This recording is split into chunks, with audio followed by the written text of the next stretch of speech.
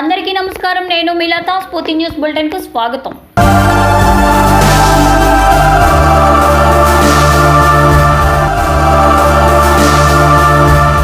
పశ్చిమ గోదావరి జిల్లా జంగారెడ్డిగూడెం పట్టణంలో నిర్వహిస్తున్న సీతామహాలక్ష్మి స్వచ్ఛంద సేవా సంస్థ ఇటీవల కురిసిన వర్షాలకు కూలిపోవడంతో స్పందించిన మున్సిపల్ చైర్పర్సన్ బత్తిన నాగలక్ష్మి చిన్న అక్కడ ఆపదలో ఉన్న వృద్ధులను వితంతువులను సంరక్షించారు.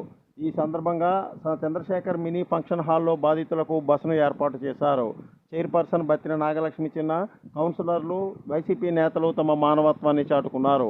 పట్టణంలో ఉన్న మరో అమ్మానాన్న స్వచ్ఛంద సేవా సంస్థలోని తుఫాను బాధితులను కూడా ఆమె సంరక్షించారు. ఈ సందర్భంగా నిర్వహించిన కార్యక్రమంలో జంగారెడ్డిగూడెం మున్సిపల్ చైర్పర్సన్ ముప్పిడి వీరాంజనేయులు ఆపదలో ఉన్న వెంటనే స్పందించి బాధితులకు ఉదయం సాయంత్రం భోజనాలు ఏర్పాటు చేసి చైర్పర్సన్ నాగలక్ష్మి చిన్న ఎంతగానో సహకరించారని కృతజ్ఞతలు తెలిపారు. కార్యక్రమంలో వైసీపీ పట్టణ అధ్యక్షుడు చిటికల అచ్యుతరామయ్య, ఏలూరు జిల్లా యూత్ అధ్యక్షుడు పడమటి గిరిబాబు, కౌన్సిలర్లు వెంకట రమణమూర్తి, సురేష్ తదితరులు పాల్గొన్నారు. స్వామి స్ఫూర్తి న్యూస్, పశ్చిమ గోదావరి.